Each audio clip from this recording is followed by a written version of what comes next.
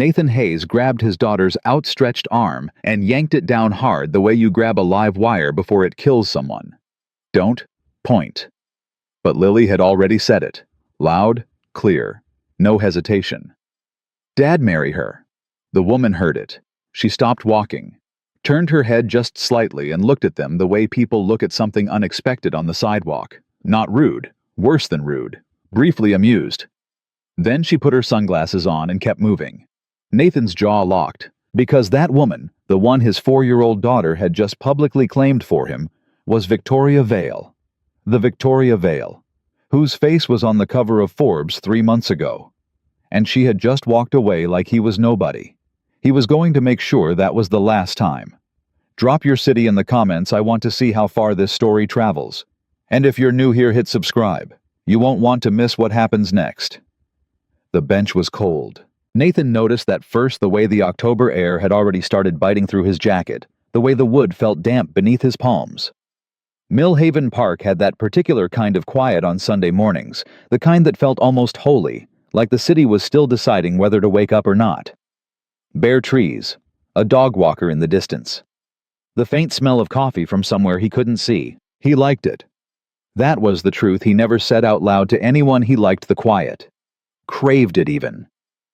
After 4 days on base, after the noise and the orders and the relentless mechanical rhythm of Navy life, these Sunday mornings felt like the only time Nathan Hayes could actually hear himself breathe.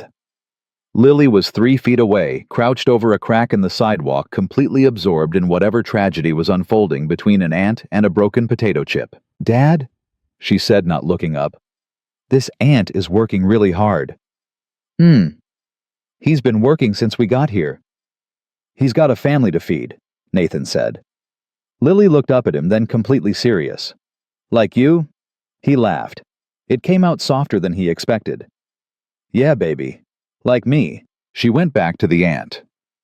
Nathan leaned forward, elbows on his knees, and let his eyes drift toward the park entrance. The wide stone path, the iron gate, the Sunday morning trickle of joggers and dog walkers, and couples with strollers. He watched them the way he always did. Not with longing exactly, more like the way you watch a movie you've already seen the ending of. You're not sad, you're just aware. He'd been a widower for 3 years, 2 months and 11 days. He'd stopped counting the days about 6 months ago, or tried to. The number just showed up sometimes uninvited, the way all the worst things do. Emma had been 29, a school librarian. She used to fold the corners of paperback books, and he used to pretend it bothered him. She'd been gone before Lily's 2nd birthday, and there were days, bad days, when Nathan looked at his daughter and saw her so clearly in the shape of her eyes, the stubborn set of her jaw, that it felt like breathing underwater. But Lily didn't know that. Lily knew Sunday mornings at Millhaven Park. Lily knew her dad made the best scrambled eggs.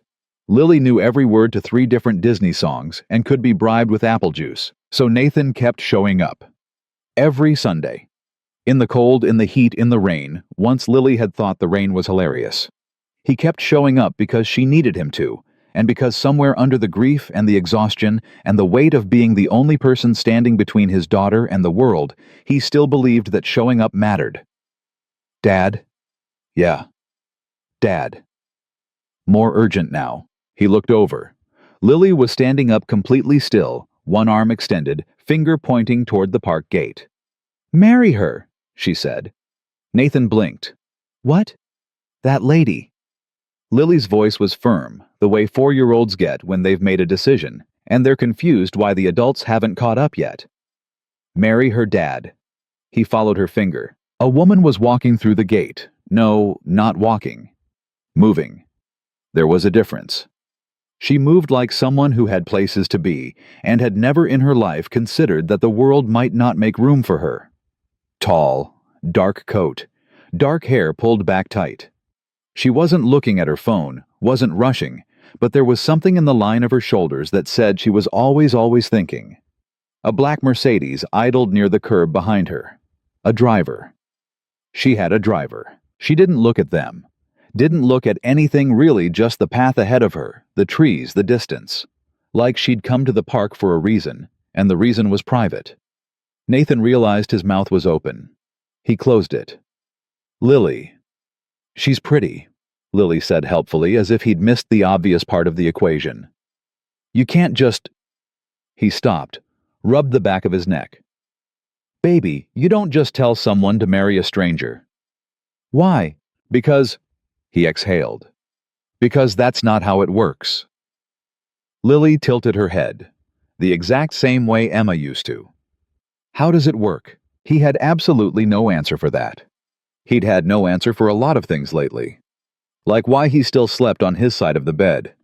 Like why he hadn't thrown away the coffee mug with the chipped handle that Emma had used every morning.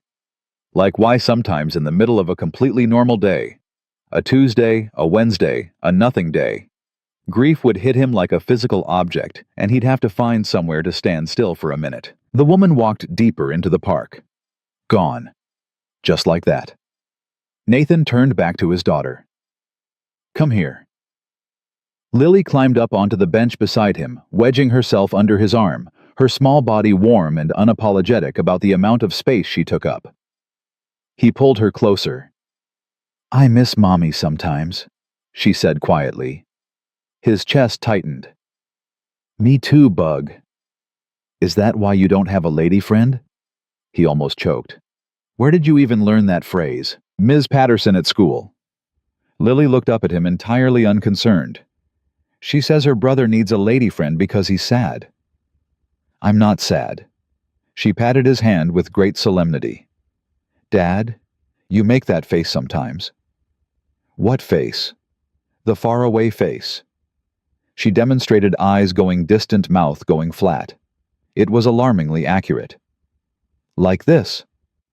He stared at her. I do not look like that. You do. She went back to watching the park. The lady would probably fix it. Lily, I'm just saying. You're 4. I'll be 5 in March. She said it like it settled something. He laughed again, a real one this time, helpless and full. He pressed a kiss to the top of her head, and she tolerated it for exactly 2 seconds before wiggling free to chase a leaf. He didn't think about the woman again. That was what he told himself on the drive home, while he made Lily's lunch, while he sat through 20 minutes of her favorite cartoon, while he did the dishes, and checked his phone for base notifications. He wasn't thinking about her, the way she moved, the driver, the coat, the complete and total indifference to a man and his daughter on a bench. He wasn't thinking about any of it. He was thinking about the stack of paperwork on the kitchen table, the parent-teacher conference next Thursday, the transmission noise his truck had started making, the grocery run he'd been putting off for 4 days. He was thinking about real things, grounded things. He was still thinking about her when he fell asleep.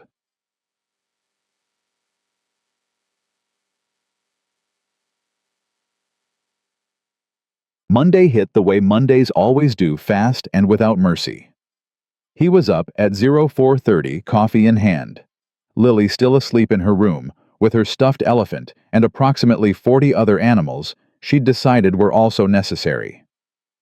He moved through the apartment quietly, the way he'd learned to do in those first terrible months after Emma, feet light, every motion deliberate, as if the silence were something fragile he was trying not to break. He left a note on this kitchen counter.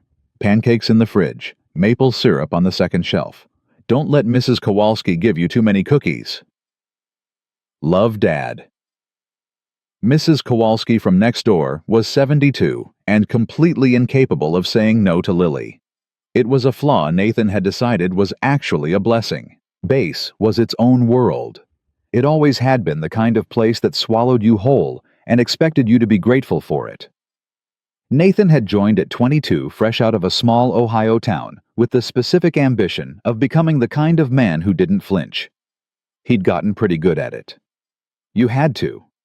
The Navy didn't have a lot of use for men who flinched. But the Navy also didn't have a lot of advice for what to do when you came home to a 4-year-old who cried because she missed her mother and you had to be the one to hold her while also being the one who was falling apart. He'd figured it out. Mostly. Sergeant Cole intercepted him near the equipment bay around 0900. Cole was 6'2", built like a refrigerator, and had the particular skill of saying exactly what you didn't want to hear at the exact wrong moment. You look rough, Cole said. I look fine. You look like a man who didn't sleep. I slept. Cole fell into step beside him. Lily okay? She's great. Nathan meant it. Whatever else was complicated, Lily was great.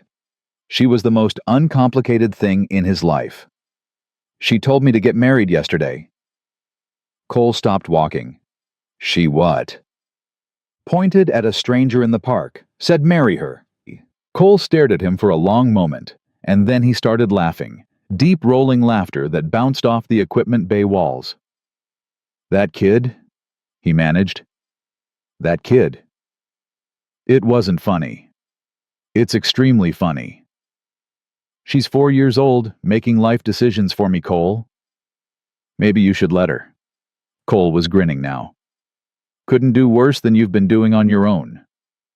Nathan gave him a look that would have stopped a lesser man. Cole was not a lesser man. When's the last time you went on a date? Cole asked. I don't have time. When's the last time you talked to a woman who wasn't Mrs. Kowalski or Lily's teacher? That's... Nathan stopped, started. That's not the metric I'm measuring my life by. What metric are you measuring it by? He didn't answer. Cole clapped him once on the shoulder hard and moved on. Oh, the call came on Wednesday. He almost missed it was halfway through a equipment check when his phone buzzed a number he didn't recognize. He stepped away, answered out of habit. Mr. Hayes. A professional voice. Clipped efficient. This is Westview Pediatric Development Center. We had a cancellation for Thursday's appointment. Lily Hayes is on our waiting list for speech evaluation. Are you available at 2 p.m.? He'd put Lily on that list 6 months ago after her preschool teacher had flagged a mild delay in certain pronunciation patterns. Not serious, probably developmental, but the kind of thing you followed up on because you were her only parent, and following up was the only control you had. I'll be there, he said. Westview was a quiet building near the edge of downtown Clean Professional, the kind of place with soft lighting and magazines in the waiting room that nobody read. Lily sat beside him in a plastic chair, wearing her purple jacket, swinging her feet, utterly unintimidated by her surroundings. Is the doctor nice? She asked. I'm sure she is. What if she's mean? She's a pediatric specialist. They're trained to be nice. Lily considered this. Like how you're trained to be brave. He looked at her. Sometimes she said things like this, things that landed quietly and then expanded. Yeah, he said. Something like that. The door opened. Lily Hayes. Nathan looked up, and the world just for a second did something strange. The woman in the doorway was wearing a white coat over a dark blouse, a badge clipped to her lapel, a tablet in her hand. She was professional composed. Her dark hair pulled back the same way it had been in the park. The same posture, the same certainty in how she stood. Different coat. Same woman. She wasn't looking at him. She was looking at Lily, crouching slightly to get to the girl's level, and her voice when she spoke was unexpectedly warm. Hi there. You must be Lily. I'm Dr. Vale. She smiled, and it changed something in her face, opened it up in a way that the park version of her hadn't shown. I hear you're a really good talker. Lily looked at her for a long assessing moment. Then she looked at Nathan. Nathan's brain had completely stopped functioning. That's the lady, Lily said. Nathan made a sound that was not a word. Dr. Vale looked up. Her eyes met his dark, sharp, professionally warm, and for a fraction of a second, something flickered there. Not recognition, something else. The particular look of a person who is very good at reading rooms and has just walked into one that is slightly off. Mr. Hayes, she said. Yeah. He stood, extended a hand. His voice came out steadier than he deserved. Nathan, Dr. Victoria Vale. Her handshake was firm, brief. She looked back at Lily. Ready to come in and talk with me for a bit? Yes, Lily said solemnly. Then she took Dr. Vale's hand, like it was the most natural thing in the world, and walked through the door without looking back. Nathan stood there for a moment in the empty waiting room. That's the lady. He sat back down, picked up a magazine he didn't read, stared at the door. 3 years of careful, deliberate, protective stillness, and a 4-year-old and a park bench, and a woman in a white coat were apparently all it had taken to start the cracking. He pressed the back of his hand to his mouth and exhaled slow. He had a feeling quiet and unreasonable and entirely unwelcome that Sunday morning was not going to be something he stopped thinking about anytime soon. He sat in that waiting room for 41 minutes. He knew because he checked his watch 3 times, and each time felt longer than the last. The magazine he'd picked up was still in his hands, open to a page about kitchen renovations he hadn't read a single word of. Somewhere down the hall, a child was laughing high-bright, the kind of laugh that only 4-year-olds can produce, the kind that sounds like it doesn't know yet that the world can be heavy. He recognized Lily's laugh. Of course he did. He'd memorized it the way some men memorize scripture. She was fine. She was in there doing great. He knew that. What he couldn't settle was everything else. He set the magazine down, leaned back, pressed his palms flat against his thighs, and stared at the ceiling the way he used to stare at the underside of a bunk on deployment, not looking for anything, just trying to locate the steady place inside himself that didn't move. Victoria Vale. He'd seen her face on a magazine cover at the base commissary 3 months ago, not because he'd bought it, not because he made a habit of reading Forbes, but because Cole had held it up across the aisle and said something like, "This woman just bought a hospital network. An actual hospital network. Who does that?" Nathan had glanced, registered the photo, the sharp composure of it, the way she looked at the camera, like it was a negotiation she'd already won and moved on. He had not connected that photograph to the woman in the park. He hadn't had reason to. He did now. Dr. Victoria Vale, 41 minutes. Lily's laugh down the hall, and the specific uncomfortable memory of her putting on sunglasses and walking away. He wasn't angry. He told himself that firmly, the same way he told himself other things that were partially true. He wasn't angry. She hadn't done anything wrong. She'd heard a 4-year-old say something strange. She'd reacted, barely reacted actually, and moved on with her life. That was a reasonable response. That was the correct response. The way it had felt, though, that was harder to explain away. He'd spent 3 years being invisible in exactly the way he'd asked to be invisible. Keeping his head down, not drawing attention, getting through each day with enough grace to be a decent father and a functional serviceman and a person who did not bother anyone with his particular variety of grief. He'd built that invisibility deliberately, brick by brick, and it had served him, it had protected him. So why, when a stranger he'd never met had looked at him for 3 seconds and looked away, did it feel like something had been confirmed that he hadn't wanted? Confirmed. The door opened. Lily came out first, always. Lily first, talking before she was fully through the doorframe. "Dad, I said the alphabet, and I only got 1 letter wrong, and Dr. Vicky says that's really good." Dr. Vicky. He stood up slowly. "Which letter?" Lily held up 4 fingers, then reconsidered. "Woo," she said. "But it's a hard one." "It is a hard one," he agreed. He looked up. Victoria Vale was standing in the doorway, tablet in hand, and for one unguarded second, she was watching Lily, the way adults sometimes watch children who remind them of something tender and gone. Then her eyes moved to Nathan, and the professional warmth snapped back into place, smooth and practiced. "Mr. Hayes, do you have a few minutes?" "Sure." She stepped back to let him into her office. He followed. Lily immediately located a basket of small toys in the corner and descended on it like a force of nature. The office was the same quiet efficiency as the rest of the building. He sat across from her desk. She sat on the other side and opened Lily's file on her tablet, and he watched her eyes move across the screen and wondered if she had any memory of Sunday morning at all. "Lily's presentation is strong," she said. "Her vocabulary is actually well above average for her age. The articulation pattern her teacher flagged, it's real but minor. We're looking at a slight inconsistency with certain consonant blends. Nothing structural." What does that mean practically? It means she'd benefit from 6 to 8 weeks of targeted speech sessions, once a week, 45 minutes. The kind of thing that resolves cleanly at this age and doesn't follow her into elementary school if you catch it now. She looked up. "Which you did." "Her teacher caught it," he said. Something shifted in her expression. Faint, almost nothing. "You came, that counts." He didn't know what to do with that, so he nodded. When can we start? I have an opening Tuesday afternoon starting next week. Or I can refer you to one of my colleagues if the scheduling doesn't. Tuesday works. She wrote something on the tablet. He watched her hand's quick, efficient, no-wasted motion and tried to figure out how to say what he'd been sitting with for 41 minutes in the waiting room. He didn't figure it out. It came out anyway. You were at Millhaven Park on Sunday. Her pen stylus stopped. She looked up, and there it was. Not recognition exactly. The specific controlled expression of a person placing something they'd filed away. You were on the bench, she said, carefully. Yeah. A pause. With your daughter. Yeah.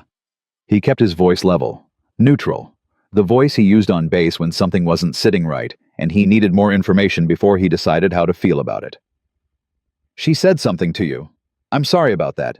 She's 4 and she... He stopped, started again. She doesn't have a filter yet. Victoria Vale set the tablet down. She folded her hands on the desk in front of her, and she looked at him with the particular directness of someone who has spent a professional lifetime reading people and has decided in this moment to stop doing that and just be honest. She said, marry her, she said. Yeah. Referring to me. Yeah. Something moved through her face that wasn't quite amusement and wasn't quite discomfort. It was faster than either of those things. Children are direct, she said. That's one word for it. She seems like she knows what she wants. She absolutely does. He exhaled. She gets that from her mother. It came out before he'd decided to say it. The way it always did when it was true, undefended, unannounced, just sitting there in the air between them. He watched it land, watched her not look away from it. I'm sorry, she said. Quiet, not professional, actually quiet. 3 years ago. He didn't know why he was telling her. He paused. You find a way to carry it. She didn't offer anything in return. She didn't fill the silence with noise the way most people did, the awkward condolences, the reflexive, she's in a better place. Or at least you have Lily. She just let what he'd said exist without trying to fix it. He noticed that. Filed it somewhere he didn't have a label for. Lily appeared at his elbow holding a small plastic giraffe. Dad, can I keep this? No. What if I give it back next week? He looked at her. Put it back in the basket. She looked at Victoria.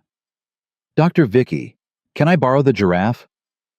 Victoria pressed her lips together in a way that was very clearly suppressing a smile. Tell you what, if you come back Tuesday and you work hard, I'll let you hold the giraffe for the whole session. Lily considered this like it was a legal negotiation. Then she put the giraffe back in the basket with great ceremony. Deal, she said, and walked back to the toys. Nathan watched his daughter and felt the tightness in his chest do something complicated. He turned back. Victoria was watching Lily too, with that same almost expression, the one that opened her face up and then closed again before it fully arrived. She's remarkable, she said, not a clinical observation, something real. She is, he said. She's the best thing I've got. He thought about that drive home. He thought about it while he made dinner pasta, because Lily had declared it pasta night with the unquestionable authority of someone who believes Tuesday-level decisions can be made on a Thursday. He thought about it while she ate and talked simultaneously about the giraffe, about her friend Maya at preschool, about whether ants went to sleep or just slowed down. And he answered each thing carefully, present the way he'd trained himself to be present. But under all of it, quieter than he was comfortable with, was the memory of Dr. Victoria Vale not filling the silence. He called Cole that night. He didn't mean to. He was looking at his phone for a message from base, and Cole's name was right there, and his thumb moved before his common sense did. Cole picked up on the second ring. Hayes, it's 9 p.m. Is Lily okay? Lily's fine. She's asleep. He leaned against the kitchen counter. I need to tell you something. Do you? The woman from the park, the one Lily pointed at. A pause, then slowly, yeah. She's Lily's speech therapist. Silence. Then a sound that might have been Cole setting something down. Then, get out. I'm serious. That's not a real thing that happens. It happened. Nathan. Cole's voice had shifted. He could hear the grin in it, even through the phone. Brother, do you understand what this is? It's a coincidence. It's not a coincidence, it's a sign. I don't believe in signs. You don't believe in signs because you haven't had one before. This is what they look like. Nathan pressed the bridge of his nose between his fingers. She's a Forbes cover, Cole. She owns... I know what she owns. Then you understand why whatever you're thinking right now, I'm thinking you've been alone for 3 years and your 4-year-old daughter has better instincts than you do, and the universe just put this woman in your daughter's speech therapy room, which means at minimum, you're going to see her every Tuesday for the next 2 months, which means I take my daughter to her appointments like a normal parent, and that's the end of it. Cole was quiet for a moment. When he spoke again, the grin was gone, and something steadier had replaced it. Nathan, when's the last time you talked about Emma to someone who wasn't me, or a grief counselor? He didn't answer. What did you just say to her in there? He still didn't answer. Yeah, Cole said softly. That's what I thought. Get some sleep, man. And don't talk yourself out of Tuesday before Tuesday gets here. Tuesday came anyway. Victoria's office looked the same. Lily went in ahead of him, located the giraffe basket within 6 seconds, and looked at Victoria with an expression of pure patient expectation. Victoria looked back at her with absolute seriousness. You ready to work first? Yes, Lily said gravely. Then let's work first. Nathan sat in the corner chair. Not the waiting room this time. Victoria had offered to let him stay, said, some children settled better with a parent present, and he watched Victoria work with his daughter. It was different seeing it. She had this quality precise, but never cold exacting, but never harsh. When Lily got something right, she didn't make a production of it. She just moved forward, which somehow communicated more confidence than any celebration would have. When Lily stumbled, Victoria just said, Again. Try it again. Calm and matter-of-fact, like stumbling was simply part of the process and not worth any particular amount of drama. Lily responded to it immediately. She straightened up, tried harder. Lily, who at home could be bribed and reasoned with and occasionally negotiated into a corner, was sitting up straight and doing her exercises without complaint because Victoria Vale had looked at her and simply expected her to. He found himself watching Victoria more than Lily. The controlled precision of her. The way she tilted her head when she was listening. Really listening, like she was solving something. The moment brief gone in an instant when Lily nailed a particularly tricky word, and something broke open in Victoria's face, a real smile unguarded, and she caught herself before it went too far, and Nathan thought, there it is. There's the one underneath. After the session, Lily collected the giraffe for exactly the time it took Nathan to schedule the next appointment. Then she handed it back with great solemnity, and they walked out into the late afternoon, and Lily slipped her hand into his and said conversationally, I like Dr. Vicky. I know you do. She's serious, but she's nice inside. He looked down at her. What makes you say that? Lily considered it for a block and a half. She looks at you like she's paying attention, she finally said. Not everyone does. He didn't say anything to that. He just held her hand and walked and let it sit with him, the way he let all the truest things sit quietly, without trying to name them too fast. He was 3 blocks from the center when his phone buzzed. Unknown number. He answered. He, Mr. Hayes? Victoria's voice. Composed, but something underneath it. I apologize for calling you. Left Lily's insurance card at the front desk. Oh, yeah, I'll swing back. Don't worry about it tonight. We can keep it on file. A pause. Slightly longer than a professional pause. I wanted to say she did well today, really well. The progress in one session is better than I expected. She's motivated by the giraffe. A sound, almost a laugh. It's a powerful motivator. Another pause. How are you doing, Mr. Hayes? He stopped walking. Lily kept going for 2 steps and then stopped. 2 looked back at him. The question wasn't clinical. It wasn't, how is the scheduling working for you, or any concerns about the sessions. It was direct, personal. The kind of question that lands differently when you've spent 3 years with people carefully not asking it. Nathan, he said. Just Nathan. Nathan, she repeated, like she was deciding something. I'm doing fine, he said. Better today, actually. Another pause, and then quieter. Good. She hung up. He stood on the sidewalk holding the phone, and Lily walked back to him and took his hand again and said, Who was that? Dr. Vale. Lily nodded like this was entirely expected. See? She said. See what? She smiled Emma's smile. God, it was Emma's smile exactly, and said, I told you, Dad, and pulled him forward down the street. He let himself be pulled. And for the first time in a long time, he didn't think about where he was going. He just went. The second Tuesday was easier than the first. The third was easier than the second. By the fourth week, Lily walked into Westview like she owned the building, straight past the front desk, straight down the hall, straight to Victoria's office door, which she knocked on with 3 precise knocks, the way Victoria had taught her to, and then waited with her hands folded like a small dignitary. Nathan watched this from 6 feet back and felt something he hadn't felt in a long time.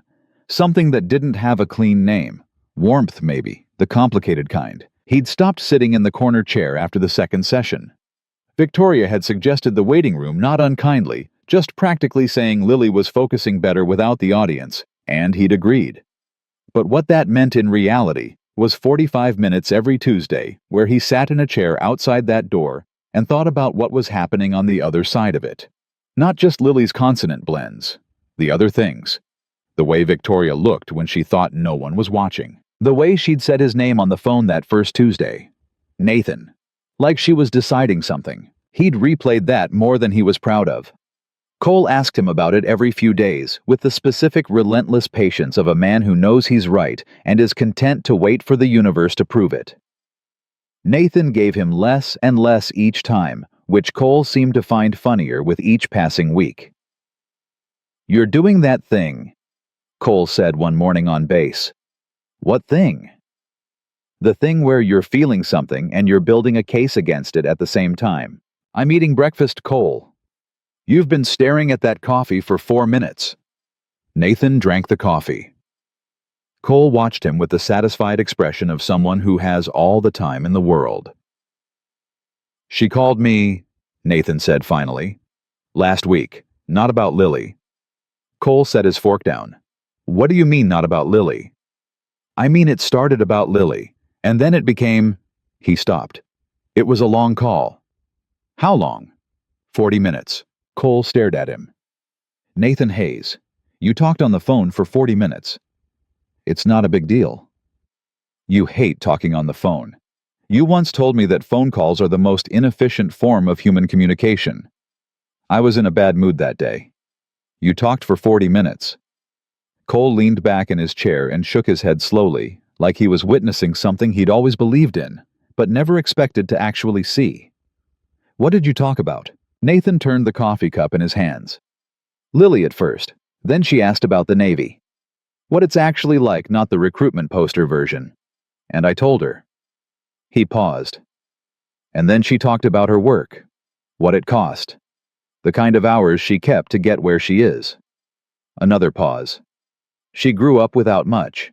She never said it directly, but you could hear it in the way she talked about the building she works in, like she still can't entirely believe she gets to be there. Cole was quiet for a moment. You like her? I don't know her. You just told me more about her in 30 seconds than you've told me about any person in 3 years. Cole, I'm just observing. Can you observe quietly? No. Cole picked his fork back up. Ask her to dinner, Nathan. I'm not... Coffee. Ask her to coffee. She's Lily's doctor. She's Lily's speech therapist for 4 more weeks. Then she's just a woman. Cole pointed the fork at him with great emphasis. A woman who called you for 40 minutes. About nothing. Nathan didn't have a good answer to that. He'd been trying to build one for a week, and it kept falling apart. The call that changed things happened on a Wednesday night 9:30, when Lily was asleep, and Nathan was sitting at the kitchen table with a repair form he'd been pretending to fill out for an hour. His phone lit up. Victoria. He answered before the second ring, and then felt slightly pathetic about that. Hey, Her voice was different, quieter, less composed than usual, like something had knocked the professional layer slightly loose. "Hey, everything okay?" A pause. "Yes, I'm sorry, it's late. I should have—" "It's fine. What happened?" A longer pause. He heard her exhale slow, the kind you do when you're deciding how much to say. "I got a job offer today, Seattle, Harmon Medical Group. They're building a pediatric development center from the ground up, and they want me to run it."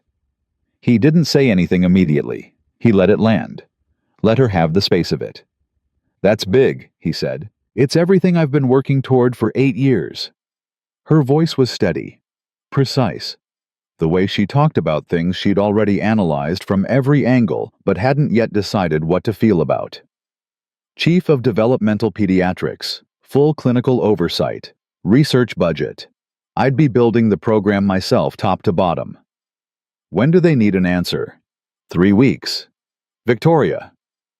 He said her name carefully, the way she'd said his that first time. "Why are you calling me?" The silence went on long enough that he started to think he'd pushed too far. And then she said very quietly, "Because I don't know what I want to do. And most of the people I'd call would tell me to take it without asking how I feel about leaving, and I didn't want that tonight." He sat very still.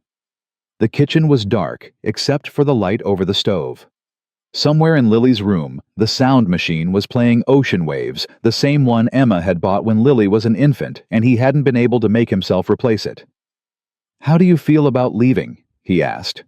Another exhale. "Scared," she said. "Which doesn't make sense. I've relocated 3 times for my career. I'm good at starting over." A pause. "It's different this time. I don't fully understand why." He understood why.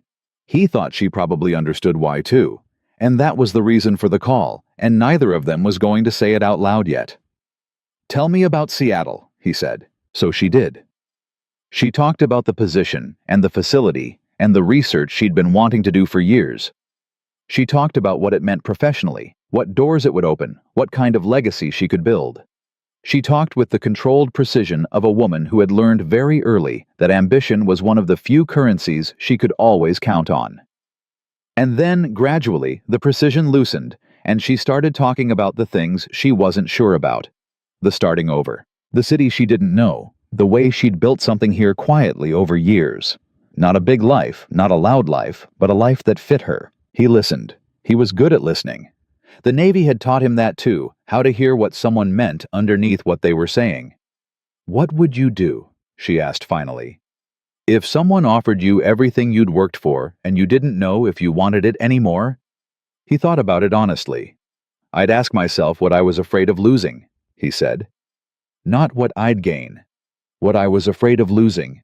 Because that's usually the truest answer." A long silence. "That's a very Nathan Hayes kind of answer."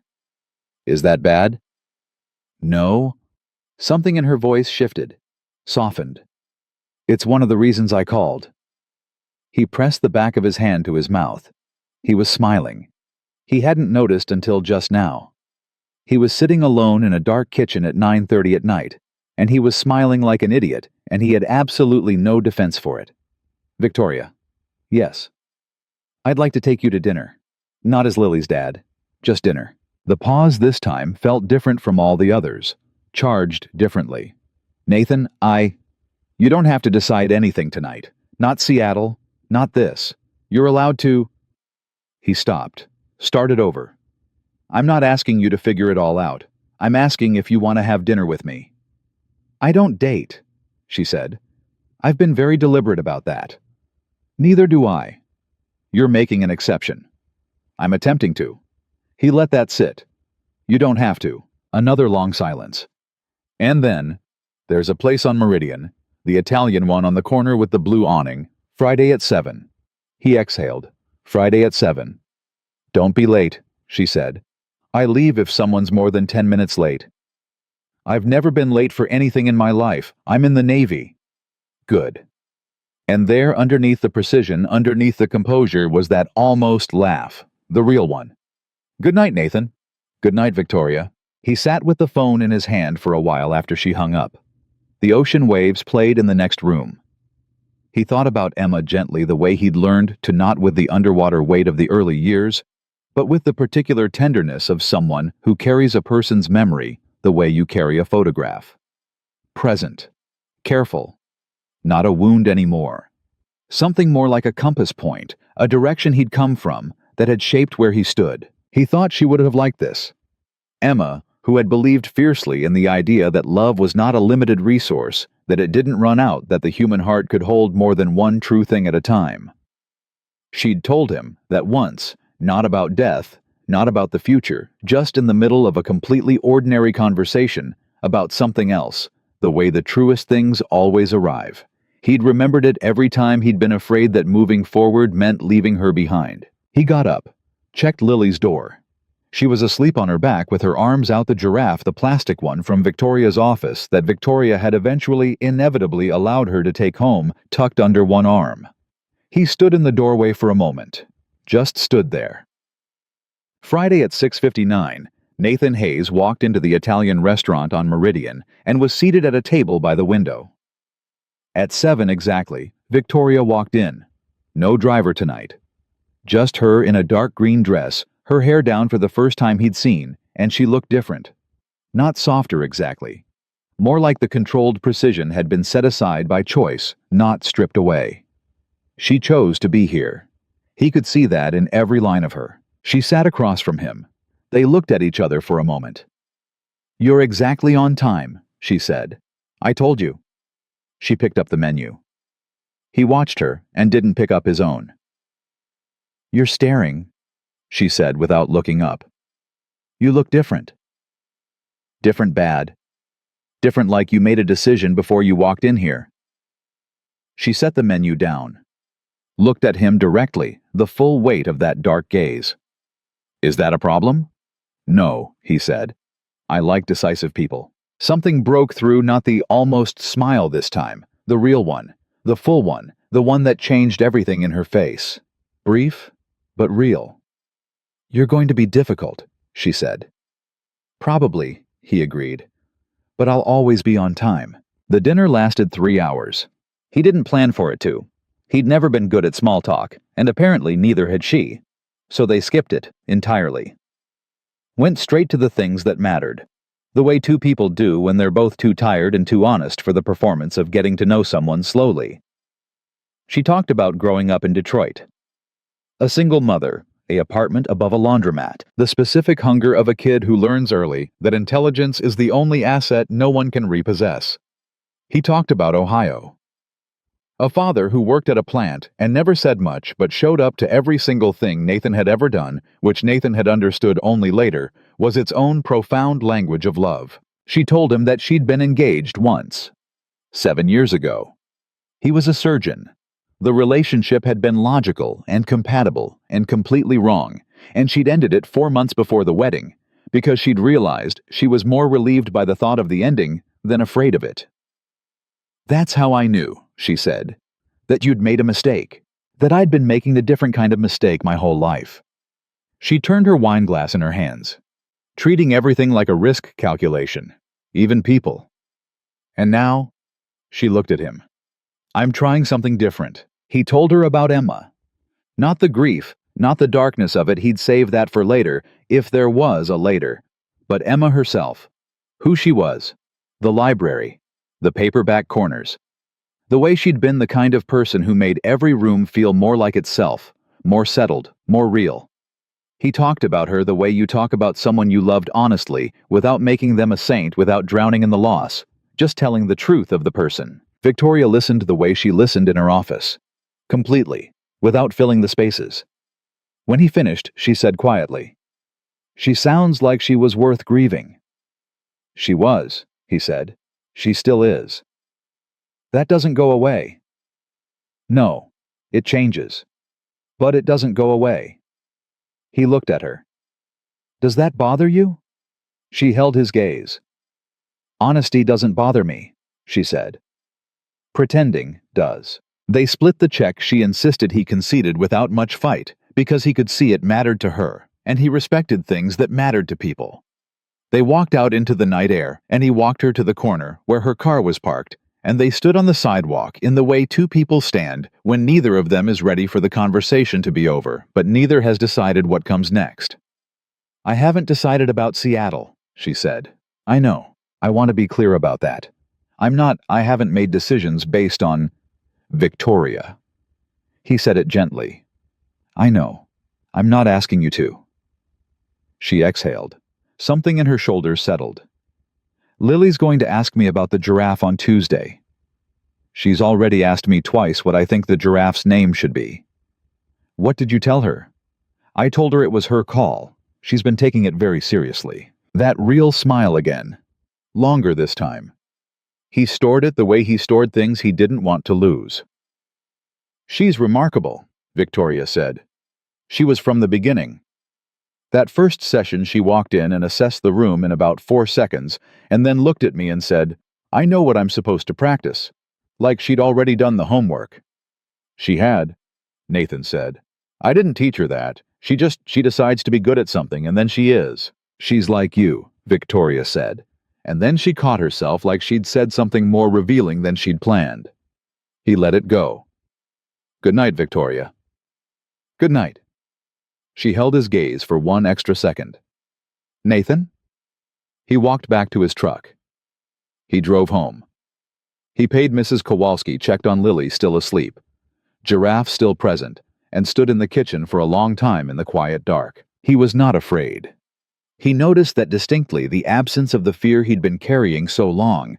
It had started to feel structural, like a load-bearing wall. He was something else instead. Not certain, not reckless, just open. The way a window is open. No glass, no barrier, just the possibility of what comes through. His phone buzzed. A text. "Victoria. I had a good time tonight." That surprised me. He read it twice, then typed back. "Good surprises are allowed. 3 dots. Then I'm reconsidering my position on that." He set the phone down on the counter face up, and he looked at the ceiling of his quiet kitchen, and he thought about Lily's voice on a Sunday morning in a park. Dad marry her delivered with the absolute conviction of a person who has not yet learned that the world gives you reasons to be afraid. He thought maybe she was onto something.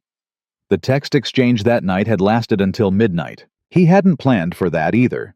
But Victoria typed the way she talked, precise, then gradually less so. The professional layer peeling back one message at a time. The way paint does in an old house slowly, and then all at once. They'd started with something safe. Something about Lily's progress, and then somehow migrated to a conversation about whether ambition was a personality trait or a survival mechanism. And she'd said something that stopped him cold. I think for some of us, it's the same thing. He'd stared at that for a long time before answering.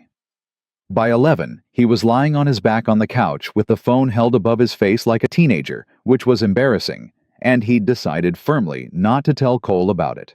He told Cole about it the next morning. Cole's response was to put down his coffee, cover his face with both hands and say nothing for approximately 15 seconds. Then he looked up. "You texted until midnight." "It wasn't planned. You texted a woman until midnight, and you're describing it like a mission debrief. I'm giving you the facts. Nathan." Cole leaned forward. "Do you understand what's happening to you right now?" "Nothing is happening to me." "Something is absolutely happening to you." Cole said it with the quiet certainty of a man watching a dam develop a crack. "And it's good. It's really good. So please, for the love of everything, don't wreck it." "I'm not going to wreck anything. You have a gift," Cole said carefully, "for deciding you don't deserve things right when they're arriving." Nathan opened his mouth, closed it, drank his coffee. Cole watched him with the patience of someone who had said the right thing and was content to let it work. The second dinner was a Thursday. Her suggestion this time.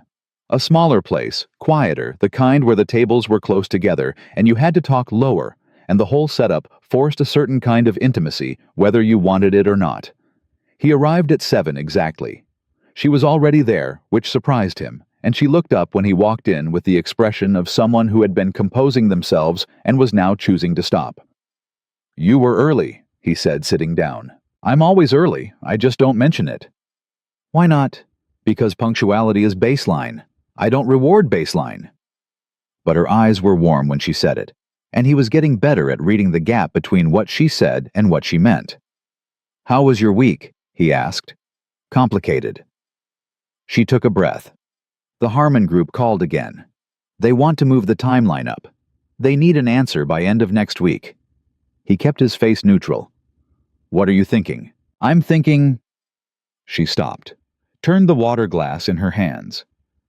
"I'm thinking that I've been here for 6 years, and I've never let myself get attached to a city before, and I can't tell if what I'm feeling right now is attachment or just fear of change."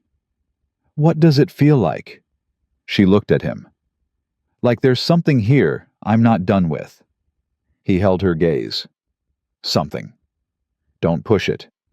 "I'm not pushing anything. You have a very particular way of asking questions that isn't technically pushing, but—" She stopped.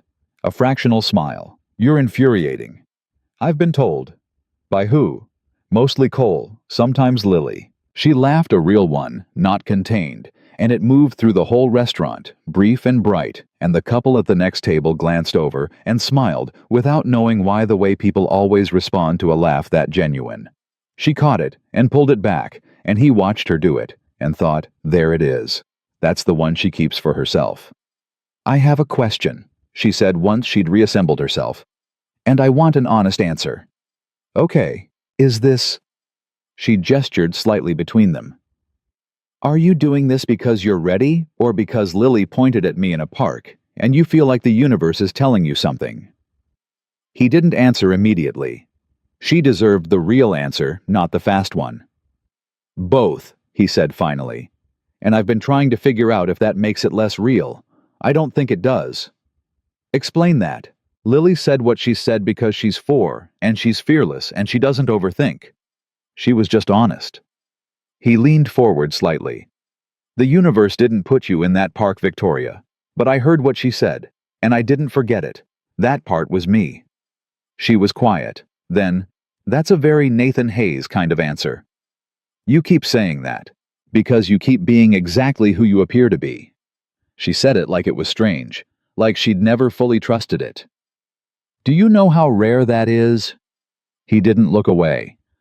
"Do you know how rare it is to have a conversation with someone who doesn't fill the silence?" She met his eyes for a long moment, and then quietly, like she was making a decision she'd already made, and was just now saying out loud, "I'm scared, Nathan. I want you to know that. I don't do this. I built my entire life on not needing things I wasn't sure I could keep." "I know." He said it gently. "I built mine on not wanting things I was afraid to lose." "What changed?" He thought about it. "Lily grows up a little every week. And every week I see her getting braver, walking up to strangers, making decisions, not being afraid of being wrong. And I think, where did she get that? Not from me, not from this version of me." He paused. "I don't want her to learn from a man who stopped trying because he was afraid." Victoria pressed her lips together. Something moved through her face that she didn't try to contain this time. "She's going to be extraordinary," she said. Her voice was slightly lower than usual. "She already is." He looked at Victoria steadily. "But she could use someone in her life who shows her that being extraordinary, and also letting people in, aren't two different things." The silence that followed wasn't empty. It was the kind of silence that means something has landed, has found the place it was looking for, and now both people are sitting with the weight and the warmth of it. Victoria reached across the table and covered his hand with hers. Brief. Then she pulled it back and picked up her menu like nothing had happened, but her jaw was slightly set, in the particular way he'd come to recognize as her keeping herself together. He picked up his menu too. Neither of them spoke for a moment. "I'm going to call Harmon on Monday," she said from behind the menu. "What are you going to tell them?" She didn't answer right away. He waited. "I don't know yet," she said finally. "But I'm going to make the decision for the right reason. Not because I'm running toward something, not because I'm running away from it either." She lowered the menu and looked at him. "For the right reason." He nodded. "That's all anyone can do." What Nathan didn't expect was the ambush. It came in the form of a phone call Saturday afternoon, a number he recognized from a part of his life he'd left in a specific careful place. Victoria's name. But the voice wasn't Victoria's. Mr. Hayes. Male voice, smooth, confident, the specific confidence of money. My name is Richard Harmon. I believe you know Dr. Vale. Nathan stood very still in his kitchen. Lily was in the next room with her cartoons. Who gave you this number? I have resources. A pause. I'd like to talk with you about Victoria. Then talk to Victoria. I'm talking to you. The smoothness didn't crack. Dr. Vale is on the edge of making a significant career decision, one that will define the next decade of her professional life, and I've become aware that there are personal factors complicating her thinking. Personal factors, Nathan repeated, very flat. I don't mean any disrespect, Mr. Hayes. I've looked into your situation. You're a Navy serviceman. Single father. I understand the appeal of stability of connection. I understand what Dr. Vale represents to someone in your position. Nathan set down the dish towel he'd been holding. Slowly. Say that again. I'm simply suggesting that if you care about her as much as I assume you do, you'd want what's best for her career, what's best for her future. Harmon paused again, tactical. Seattle is an extraordinary opportunity. The kind of opportunity that only comes once. She would be building something that lasts generations. Her name on something that matters. She already has her name on things that matter. Children's speech therapy. The dismissal was exquisitely subtle, just barely there beneath the professionalism. That's meaningful work, of course it is, but Victoria Vale is capable of so much more, and I think part of you knows that keeping her here in a life that fits your needs... Stop. Nathan's voice came out low and absolutely flat. The voice he used exactly once before something became a problem. You're going to stop talking right now. A short silence. Mr. Hayes, I'm not keeping her anywhere. She makes her own decisions. That's not a personal quality I'm working around, it's the reason I respect her. He kept his voice controlled barely. And if you call me again to suggest that a woman's career ambitions and her personal life are a conflict I'm creating, I'm going to tell Victoria exactly what you said. Exactly how you said it, and then she's going to make her decision about you. A longer silence. That would be, goodbye, Mr. Hayes. He hung up. He stood in the kitchen for a long time. From the other room, Lily's cartoon played on. A character said something absurd, and Lily laughed her bright, uncomplicated laugh, and he breathed through it, the anger, the ugliness of the call, the specific chill of realizing that someone had looked at him and his daughter and calculated how much they mattered. Then he picked up his phone and called Victoria. She answered in 2 rings. Hey, someone named Richard Harmon just called me. The silence was instant, and then, he what? He called me, told me I was complicating your career decision, implied that your life here was somehow beneath what you deserve. Nathan. I hung up on him. I told him I'd tell you. I'm telling you. He kept his voice level. I don't want to make a decision for you. I'm not going to. But I thought you should know the kind of person you're negotiating with. She said nothing for a moment. When she spoke, her voice was controlled, but only barely. He called you directly. He had my number. He said he had resources. God. The word came out sharp, brief, and then she went quiet with the particular quiet of someone who is very angry and very disciplined about it. Nathan, I'm sorry. Don't apologize for him. I'm apologizing because you shouldn't have had to, Victoria. He said it gently but firmly. I'm not fragile. I'm telling you because you deserve to know, not because I need anything from you about it. Another silence, different this time. You're infuriating, she said, but her voice had shifted entirely, something raw underneath it now. Why are you so... what? Decent. She said it like the word had weight she hadn't expected. Why is it so effortless for you to just be decent? It's not effortless, he said honestly. I almost said some things to that man that I would have regretted. But you didn't. Lily was in the next room. She made a sound, not quite a laugh, not quite a sob, somewhere in between. He heard her breathe. I'm going to call Harmon, she said. Tonight. You don't have to do it tonight. Yes, I do. And he could hear it, the decision crystallizing, the precision of her, the way she moved toward things once she'd made up her mind. I should have made this call before he made his.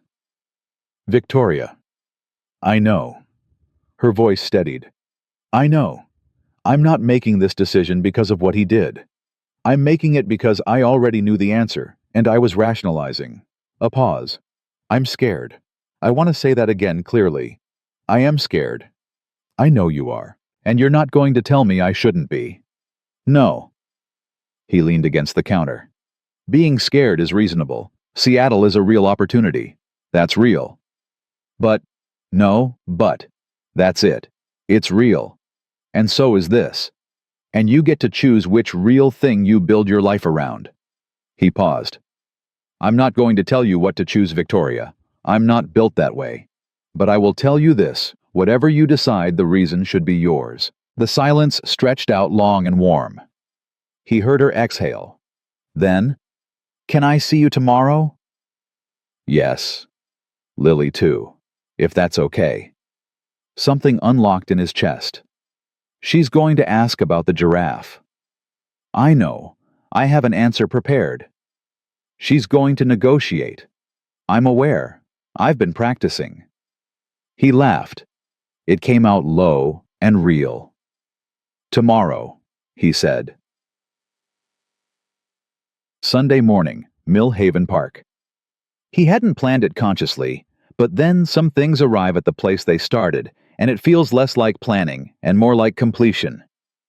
The same bench, the same cold air. Lily beside him in her purple jacket, which she had now paired for reasons known only to her, with a sparkly headband and her rain boots, even though it hadn't rained in a week. She heard Victoria before she saw her, the sound of footsteps on the path, and Lily's head came up the way a dog's does when it recognizes something it loves.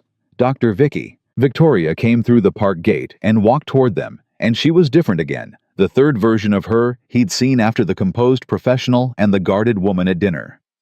This version was in jeans and a coat, her hair down her hands in her pockets, and she walked toward them like she'd been thinking about this walk all morning and had decided on every step of it. Lily launched herself off the bench and covered the distance in approximately 4 seconds, and Victoria crouched down to catch her.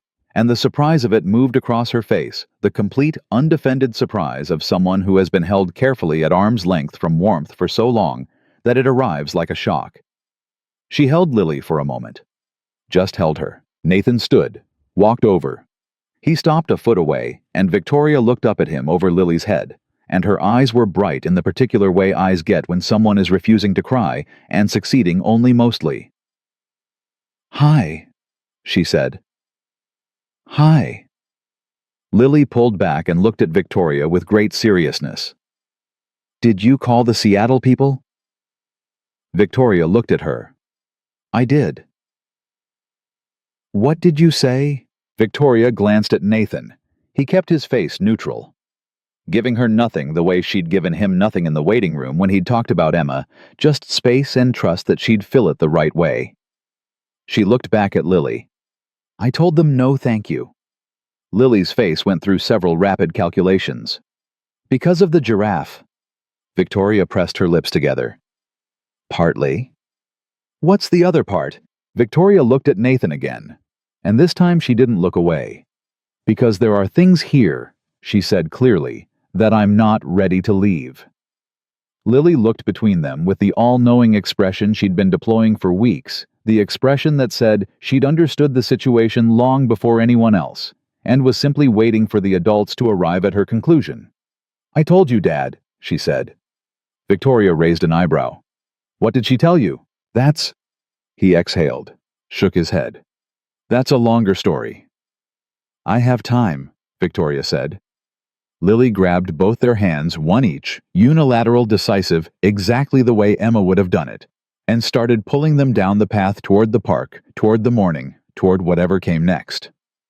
"Come on," she said, with the absolute authority of a small person who has already figured out where everyone is going. The ant is probably still working. Nathan caught Victoria's eye across the top of Lily's head. Victoria was smiling, the real one, the full one, the one that changed everything. And she wasn't pulling it back this time. She just let it be there. Let him see it. He felt the last of the load-bearing wall come down, not with a crash, just quietly. The way the best things end. Making room for what comes next. He held on to Lily's hand. He kept pace beside Victoria. And the three of them walked into the Sunday morning together, which was, when he thought about it later, exactly the way it should have begun. The ant was still working. Lily found it in the same crack in the same sidewalk as if it had never left, and she crouched over it with the focused reverence of a scientist confirming a hypothesis. Victoria crouched beside her without being asked, her coat pooling around her on the pavement, and the two of them studied the ant in complete companionable silence for almost a full minute. Nathan stood back and watched them. He didn't say anything. Some moments asked to be witnessed, not narrated. "He's carrying something," Lily said. "He is," Victoria said. "See that white piece that's food? He's taking it back to his family." "Does he know where he's going?" "He always knows where he's going." Victoria tilted her head the way she did when she was thinking about how to translate something complex into something true. "He just has to keep moving to get there." Lily looked up at her. "Like Dad?" Victoria glanced at Nathan. He raised both eyebrows at her. She returned her attention to Lily with a composure he deeply respected. "Like a lot of people," she said. Lily accepted this and went back to the ant. Victoria stood, brushed off her coat, and came to stand beside Nathan. They didn't touch. They just stood there, shoulder to shoulder, watching his daughter conduct her investigation.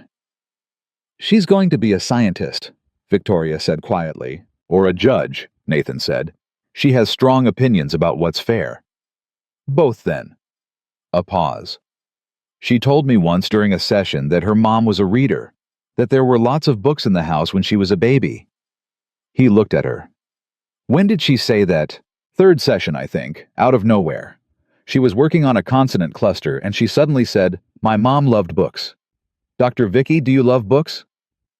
Victoria's voice stayed steady, but only with the effort he recognized now. "I told her yes." She said, "Good. Dad needs someone who reads." He exhaled. "She never told me that." "She's been running this operation longer than either of us realized," Victoria said, and then gently, without making it heavy. "Emma sounds like she was a person who paid attention." "She was."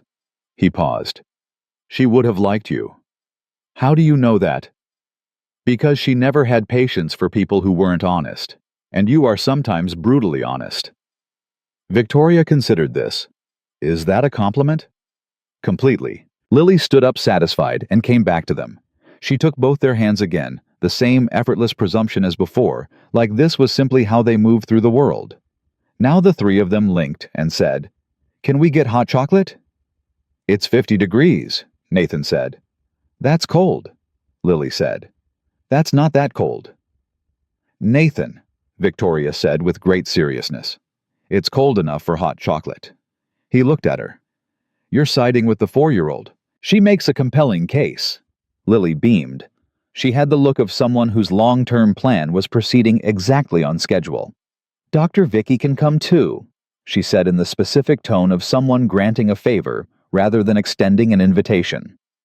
"Thank you," Victoria said, matching the tone exactly. "I accept." They walked to the small coffee stand at the edge of the park, the one Nathan knew Lily had been aware of for the entire morning, but had been holding in reserve because even at 4, she understood the value of choosing the right moment. He ordered 2 coffees and a hot chocolate with extra whipped cream because Lily's eyes had gone to the whipped cream immediately, and he knew which battles weren't worth fighting. They sat on a different bench this time, longer facing the pond.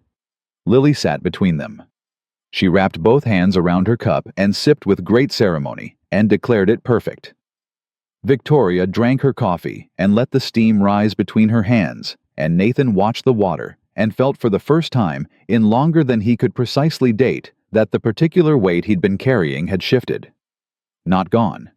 It would never be entirely gone, and he'd stopped wanting it to be, because the weight was also the evidence of what had mattered, but shifted, redistributed, carried differently. "I need to tell you something," Victoria said. She was looking at the pond. "Okay. When I called Harmon Monday when I told them no, he said something." She wrapped both hands tighter around the cup. "He said I was making an emotional decision, that I was letting sentiment cloud professional judgment. He said those words. Sentiment. Cloud. She paused. And for about 30 seconds, I almost let that land. Because it's the thing I've been told my whole career. Don't be emotional. Don't let personal factors compromise the work. Be the professional, not the person. Nathan didn't interrupt. He waited. And then I thought about what you said. That the reason should be mine.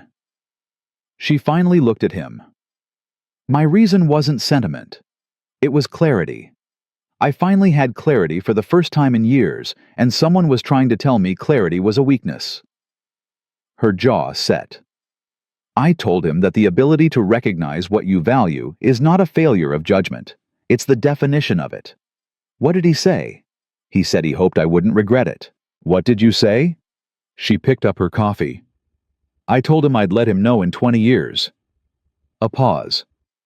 Then I hung up. Nathan laughed. Real low, startled out of him. She looked pleased with herself, which was a good look on her, that rare momentary dropping of the composure, the quick flash of satisfaction. He'd started cataloging these moments the way you catalog things you want to keep. Lily, who had been listening to all of this with the quiet attention of someone who understands more than the adults think, said, "What's sentiment?" "Feeling something," Victoria told her. Lily nodded. "Feeling something is good," she said decisively. Then she went back to her hot chocolate. Victoria looked at Nathan over Lily's head. He looked back, and neither of them needed to say anything at all. 3 weeks later, Cole met Victoria for the first time. It was not planned. Nothing involving Cole was ever entirely planned in Nathan's experience. He materialized at the park the following Sunday, the way he always materialized places, which was to say, suddenly and with an enormous amount of presence, and no particular apology about it. Nathan saw him coming from 50 yards out and had exactly enough time to think, "Oh no," before Cole was there, grinning, extending a hand to Victoria, with the openness of a man who had been rooting for this development for months. "Victoria Vale," Cole said, shaking her hand. "I've been hearing about you." "Interesting," Victoria said, with the precise composure that Nathan had learned concealed either amusement or alarm, and often both simultaneously. "I've heard very little about you." Cole looked at Nathan. "She's exactly like you described." "I didn't describe her," Nathan said. "You described her perfectly," Cole said cheerfully, and crouched down to Lily's level. "Miss Lily, you're looking very official today," Lily assessed him. "Dad says you're his best friend." "That's exactly right." "He doesn't have a lot of friends," Lily said with the frank ruthlessness of someone who loves you. "No," Cole agreed. "He's very selective." He glanced up at Victoria. "He picked well this time." Nathan stared at the middle distance and practiced the breathing technique he'd learned at basic training that helped in extreme situations. Victoria said, "He hasn't told me very much about you, which I suspect means you know things I'd find useful." "I know everything," Cole said. "Ask me anything." "Victoria," Nathan said, "you don't have to." "Tell me one thing about him that he'd never tell me himself," Victoria said. Cole stood up to his full height and thought for approximately half a second. "When Lily was 18 months old and couldn't stop crying one night, and this went on for 2 hours. He sat in the rocking chair in her room and sang to her. Not a real song. He made up words to a melody that didn't exist. For 2 hours. She finally fell asleep, and he stayed in the chair for another 45 minutes because he was afraid moving would wake her." Cole looked at Nathan with the expression of complete, unashamed affection. "I only know because he told me afterward, not like it was something sweet, like it was just what needed doing." Victoria was quiet. She looked at Nathan, and he was looking at the pond, and his jaw was slightly set. "That's him," Cole said simply. "That's who he is." The months moved the way good months do, in increments you don't notice until you look back and realize how far you've come. November arrived, then December, and the city put up its lights, and Lily decided that Christmas required maximum effort, and threw herself into it with the organizational ferocity she brought to everything she cared about. Victoria was there for the tree. Nathan hadn't planned that either. She'd come by Saturday afternoon to return a book she'd borrowed. Lily had answered the door, and that had been the end of any plan. Lily had simply incorporated Victoria into the afternoon the way she incorporated everything she valued, which was completely and without negotiation. Victoria had helped hang ornaments with the focused seriousness of someone who had not done this in a very long time and was treating it as a project worth doing well. She and Lily had debated the placement of a ceramic star for 7 minutes. They'd reached a compromise.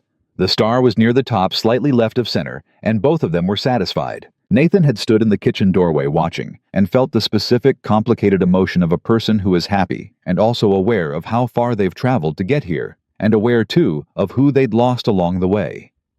He'd let himself feel both things. He'd learned slowly that they didn't cancel each other out. Later, after Lily was in bed, he and Victoria sat on the couch with the tree lights on and the rest of the apartment dark. She was reading. He was reading.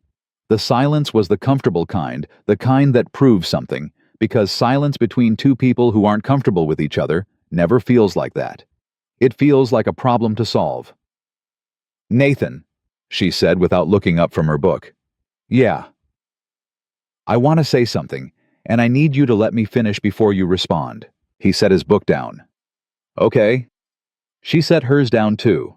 She turned to face him, and in the low light from the tree she looked different than she did in daylight, less guarded. The precision softened the deliberate containment she wore like a second coat laid aside for the night. She looked like herself. The underneath version. The one he'd been catching glimpses of since the first Tuesday in the waiting room. "I didn't know what I was missing," she said. "That's what I want to say. I'm not someone who lets herself want things she doesn't think she can keep. So I told myself for a long time that I didn't need this. Not this specifically, not a relationship, not—" She stopped, collected herself. "Not a family. I told myself that what I was building professionally was enough. And it was enough. It was a real life. I'm not pretending I was miserable before." "I know," he said. "But I was living at a distance from myself," she said. "The way you can run a perfect operation and still be outside looking in." She held his gaze. "Lily walked into my office and assessed the room in 4 seconds, and then looked at me, and I thought this child is completely present. Completely in her own life. No distance at all." Her voice had gone quieter. "I wanted that. I didn't even know I wanted it until I was sitting across from her." He didn't say anything yet. He'd promised. "And then I met you," she said. "And you were—" A small pause. "You were so unafraid to be exactly what you are. Tired and grieving and devoted and honest. All of it at once without apologizing for any of it. And I thought I've spent my entire adult life apologizing for taking up space. Professionally, personally, every room I walked into, I was calculating how much room I was allowed." She exhaled. "You never made me calculate." He held her gaze and waited. "I love you," she said, clear, direct, the way she did everything that mattered. "I want to be clear about that because I'm not a person who says things I don't mean, and I don't want there to be ambiguity about where I stand." A pause. "That's everything. You can respond now." He was quiet for a moment. Not because he didn't know what to say, because it deserved the right words and not the fast ones. "I fell for you," he said in the waiting room. "When you looked at Lily the way you did and then caught yourself. I thought there's the real one, the one underneath." He leaned forward slightly. "I've been watching for her ever since." He reached out and took her hand. "I love you. And I'm not afraid of that anymore. I want you to know that specifically I'm not doing this in spite of being afraid. I'm doing it because I'm not." She looked at him. Her eyes were bright again, that particular brightness she allowed herself once in a while when she stopped managing it. "You're going to make me cry," she said with enormous dignity. "You're allowed." "I don't cry." "You don't run from things that matter either," he said. "But here you are." She pressed her lips together hard. Then she leaned forward and put her forehead against his, and they stayed like that in the dark with the Christmas tree and the sound machine down the hall doing its ocean waves, and it was so quiet and so steady that it felt like the thing you find after a very long time, looking without knowing that's what you were doing. Christmas morning. Lily came down the stairs at 6:14. Nathan knew because he'd been awake for an hour. The specific alertness of a man who knows the exact level of chaos incoming. And stopped at the bottom of the stairs when she saw Victoria sitting on the couch, with a mug of coffee, already awake, already there. Lily looked at her for a long moment. Then she looked at Nathan, then back at Victoria. "You slept here," she said. "On the couch," Victoria said. "Your dad slept in his room." Lily considered this with the thorough assessment of a prosecutor examining a witness. Then she crossed the room and climbed up onto the couch next to Victoria, tucked herself under Victoria's arm the way she did with Nathan, and picked up Victoria's coffee mug to smell it. "Yuck," she said. "I agree," Victoria said. "Your father makes terrible coffee." "Hey," Nathan said. "It's terrible," Lily confirmed solemnly. Then she looked up at Victoria. "Did you get presents?" "I did, from my friend Margaret. She sent them to the office." Lily processed this. "You don't have family Christmas?" A pause. Not painful, but real. "Not really," Victoria said. "It's just me." Lily sat up straight and looked at her with the particular expression of someone who has just identified an obvious solution to a problem that the adults have been making too complicated. "You can have ours," she said simply. Victoria held very still. Her hand resting on the back of the couch tightened slightly. Yeah. Lily said it like it wasn't even a question because to her it wasn't. "We have enough." Nathan stood in the kitchen doorway. He didn't say anything. This moment wasn't his to speak in. He just watched Victoria Vale, who had built hospitals and refused board positions, and held herself at precise professional distance from everyone and everything that might compromise her control over her own life.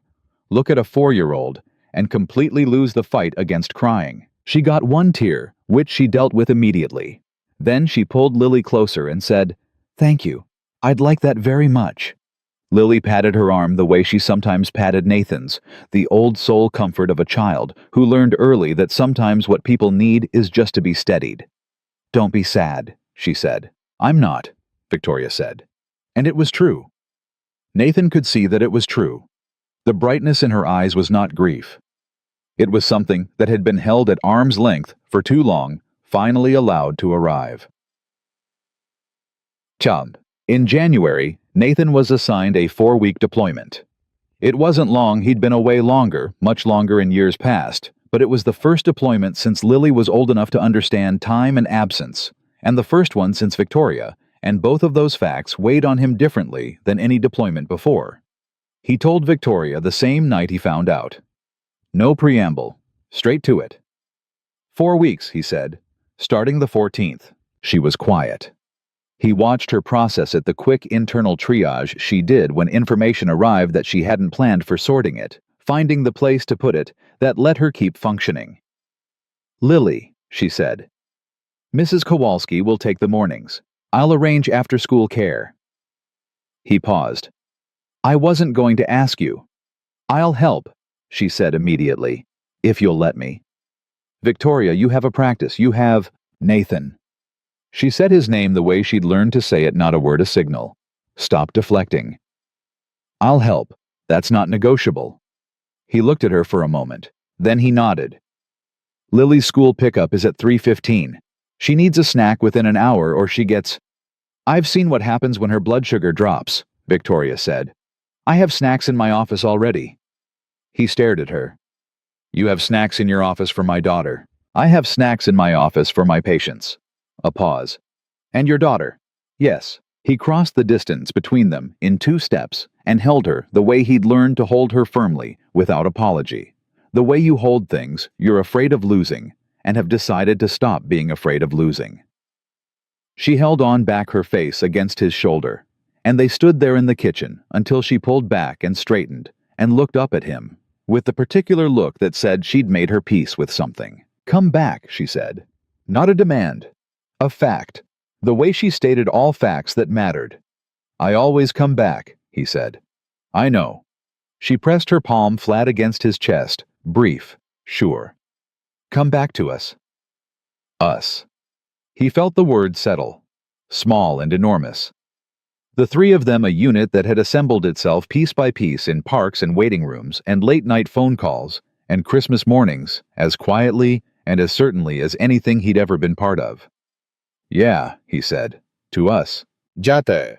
The deployment was 31 days. He counted not in grief this time, not in the gray mechanical way he'd counted the days after Emma, but forward, counting toward something. Victoria sent him one message every morning.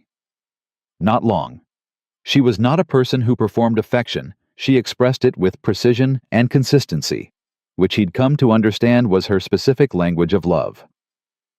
7 a.m. without exception. A sentence or two. The important things. Lily decided the giraffe's name is Gerald. Non-negotiable, apparently. Or, she corrected my pronunciation of a word today. She was right. Or once on a Tuesday, that had been hard for him in ways he hadn't detailed. You're not invisible to us. Come home. He read that one 3 times and then put his phone away and went back to work, which was all he could do, and it was enough. Lily sent him drawings through Victoria's phone. An ant. A giraffe that was labeled Gerald in Lily's careful block letters. A picture of 3 figures, one tall, one medium, one small, holding hands in a park. She'd labeled them too. Dad, Vicky, me. He kept that one. He kept it the way he kept the photograph of Emma present, careful the testimony of what was real and what was worth the weight of carrying. He came home on a Thursday afternoon. Victoria had picked Lily up from school. He walked through the apartment door at 4:30, and Lily hit him at approximately 30 miles an hour, full force, no warning the way she had since she was old enough to run. He caught her. He always caught her. He held her until her grip loosened from the desperate to the comfortable, and then he looked up. Victoria was standing in the doorway to the kitchen. She'd been cooking that was recent. The cooking something she'd started doing in his apartment on the nights she was there with the intense focus she brought to new skills. She had a dish towel over her shoulder, and her hair was slightly uneven, and she looked domestic. Settled. A word he'd never associated with her until he'd realized it was what she'd been reaching for all along. Hey, he said. Hey. She walked toward him. She stopped in front of him and looked at him the way she looked at things she was checking carefully, thoroughly, making sure everything was still in place. Then she put her hand on the side of his face. Brief. Sure. You look tired. I'm fine. You look tired, she repeated with the tone that meant don't argue. Lily, still attached to him, said into his shoulder, She made pasta. She practiced while you were gone. It's better than last time, Victoria said. Marginally. It's a lot better, Lily said with the loyalty of a connoisseur. Victoria looked at Nathan. He looked at her. And underneath the tired and the 31 days and the particular re-entry weight of coming home from deployment, something slid back into alignment the way a door settles back into a frame that was built for it. Thank you, he said, for being here. Where else would I be? She said. And she meant it. Completely. He could see that she meant it in a way she hadn't been capable of meaning it 8 months ago or even 6. That the question wasn't rhetorical, but declarative. A statement of the decision she'd been making one day at a time since a Sunday morning in Millhaven Park, when a 4-year-old had pointed at her and a man on a bench had reached out and grabbed his daughter's arm. Where else would she be? Here. This kitchen. This family that had found her, or that she had found, or that had assembled itself around the particular gravity of a little girl who had always known what she wanted and had simply waited for the adults to agree. In February, Nathan bought a ring. He didn't tell Cole first. He didn't tell anyone. He walked into a small jewelry store on a Wednesday after his shift, told the woman behind the counter what he was looking for, and described not a size or a style, but a person. He described Victoria, the precision and the warmth underneath it, the woman who had snacks in her office and cried one tear on Christmas morning, and sent 7 a.m. messages with the reliability of a person who had decided that reliability was its own kind of love. The woman behind the counter listened and then showed him 3 options, and he knew immediately the way. You know when something is exactly right without deliberation. He kept the ring in his jacket pocket for 3 weeks. He wasn't afraid. He wanted to be clear about that, even if just to himself, he was not afraid. He was waiting for the right moment, which was different. Fear waits because it doesn't want to arrive. He was waiting because this deserved to arrive perfectly. The right moment came on a Sunday. Of course it did. Millhaven Park. The bench. October had come back around the same cold bite in the air, the same bare trees, the same quality of light.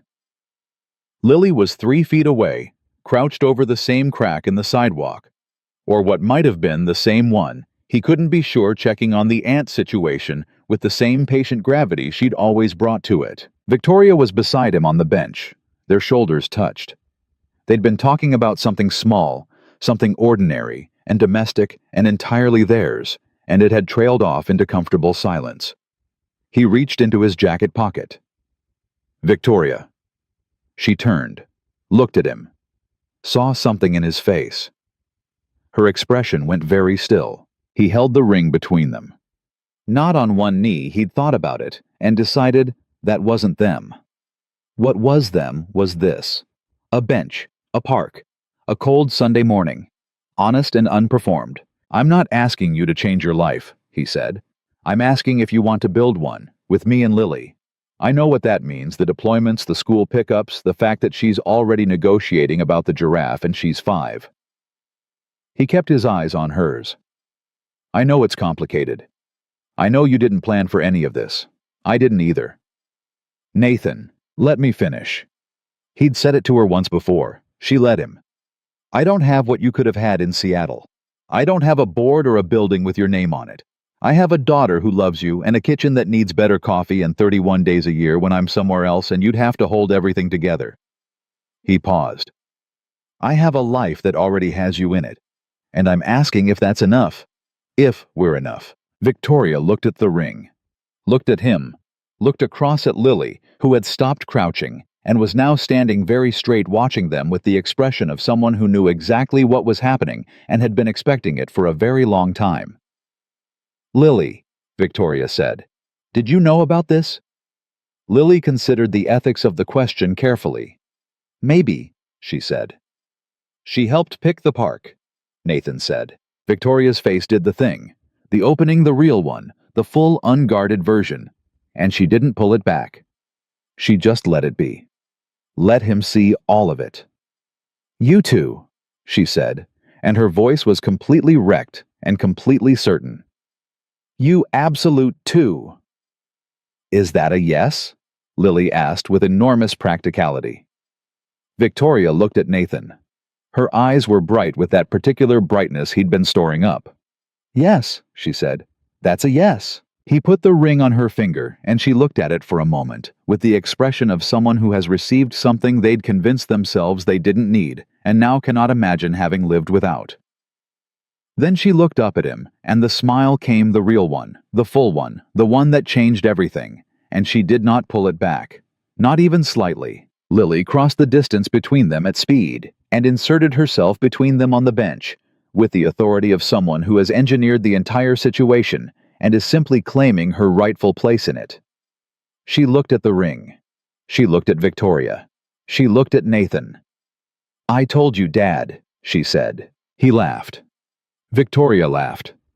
It moved through both of them and out into the cold Sunday morning, out across the park, out past the bare trees and the dog walkers, and the couples with strollers, out past all of it. Yeah, Nathan said, pulling both of them close. You told me. And sitting on that bench in the October cold with his daughter pressed against his side and the woman he loved on his other, Nathan Hayes understood that some things don't begin the way you expect. Not with planning or intention or courage, but with a child's outstretched finger and a voice that doesn't yet know how to be afraid. Lily had known before any of them. She had looked at a stranger in a park and seen not a stranger, but an answer. She had looked at her father's quiet grief and decided with the absolute authority of someone who loves without conditions that he deserved more. And she had been right. She had been right from the very beginning. That was the whole story, and it was enough, more than enough. It was everything.